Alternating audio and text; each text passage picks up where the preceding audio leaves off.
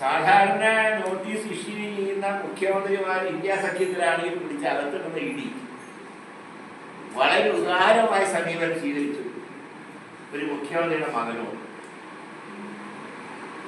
ഇത് ചേർത്ത് വായിക്കുമ്പോൾ 2023 ഫെബ്രുവരിയിലാണ് ഇഡിയുടെ നോട്ടീസ്. 2023 മെയ് മാസത്തിലാണ് RSSലെ ദത്താത്രേയ വസമോദയുടെ തൃശൂർ സന്ദർശനം.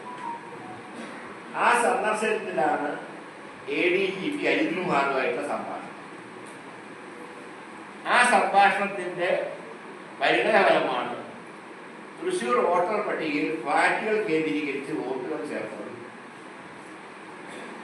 UDF ഒബ്ജക്ട് ചെയ്തിട്ട് പോയി ആ പല വോട്ടുകൾ അതേപടി നിലനിന്നത് കഴിഞ്ഞ തുറന്നുള്ള സംഭവങ്ങളാണ്. ഏതായാലും BJP അവിടെ വിജയിച്ചു, LDF UDF തോറ്റു. അതിനുശേഷം പിന്നെ EDയുടെ നോട്ടീസിനെ കുറിച്ച് ഒരു വിവരമില്ല. നോട്ടീസ് അയച്ചാലൊക്കെ സ്ഥലം.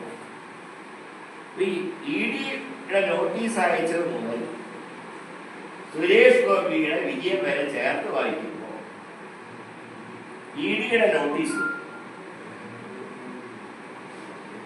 BJPയുടെ കേരളത്തിൽ അക്കൗണ്ട് തുറക്കാനുള്ള ഒരു നോട്ടീസായിരുന്നു എന്നാണ് ഇതൊക്കെ ചേർത്ത് വായിക്കുമ്പോൾ ഞങ്ങൾക്ക്